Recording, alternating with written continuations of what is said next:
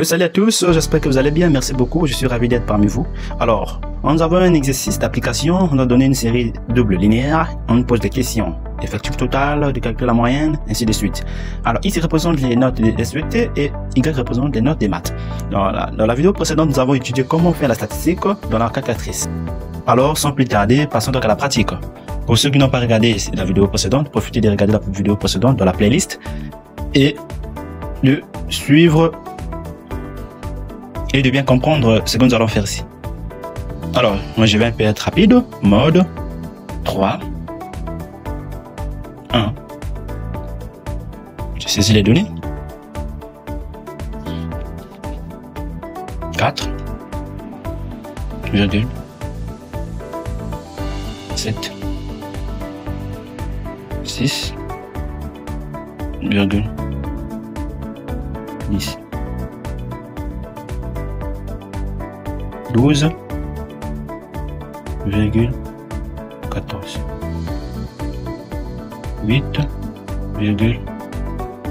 Oh merde, j'ai mal saisi. Mode 1.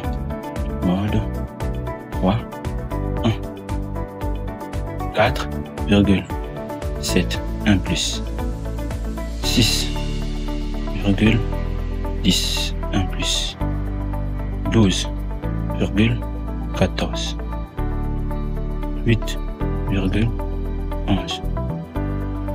10,14.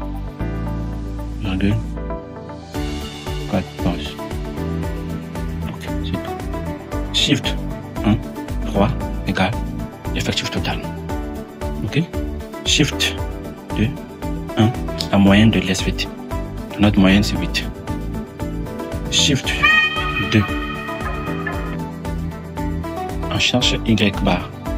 C'est la Y bar, la moyenne de note des maths, 1 égale. On va trouver 11,2. Alors, la variance de X, les quatre types. Shift 2. 2, c'est pour X, le note de 2,83 en arrondi au carré. La variance. Shift 2. Je pars, je cherche Y, c'est 2. 2,69.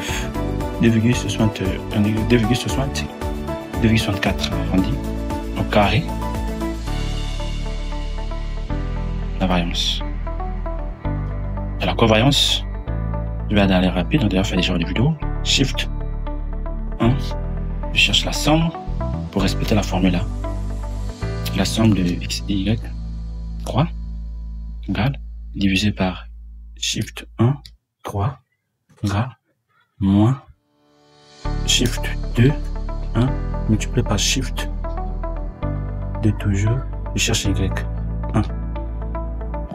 Donc moins Y bar fois X bar fois Y bar égale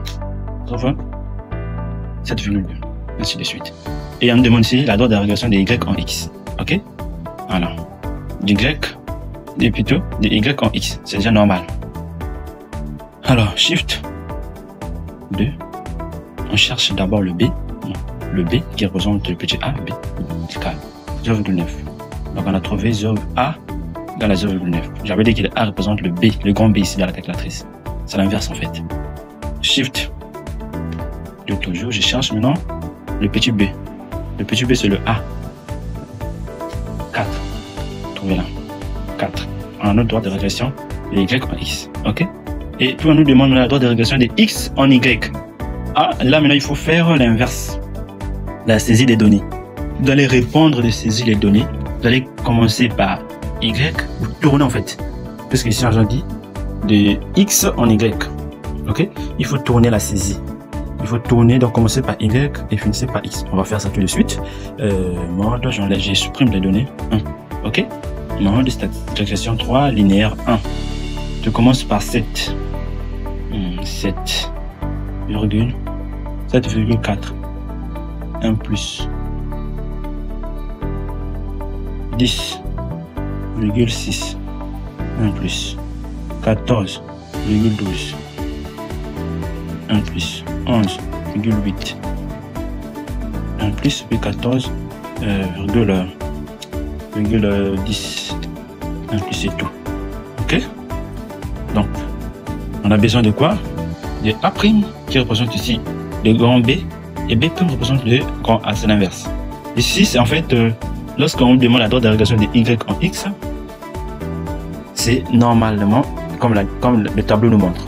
C'est 4 normalement. Mais lorsqu'on bouleverse, vous tournez en fait, c'est la manière de saisir les données. Y devient X et X devient Y. Ok? Donc directement, on a mode de shift plutôt. 2, je cherche le B. B qui représente le A'. Égal. Si vous voyez ici, 1,3. 1,3. 1,03. 1,03. Et enfin, l'autre shift. De toujours, je cherche les grands A qui représentent le B'. 1. 3,59 je peux dire. Voilà. On arrondit seulement à 3. On a laissé 3 et c'est moins. Alors c'est cette valeur là. 3,58 ou 59.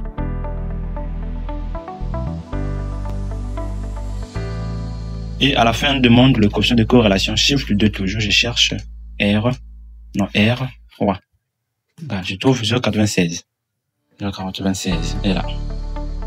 Donc on peut conclure qu'il y a un lien fort, très fort, entre les notes de SVT et les maths.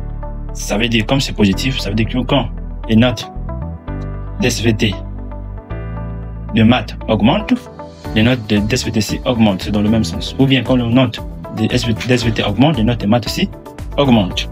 Merci, c'est tout pour cette vidéo. À la prochaine.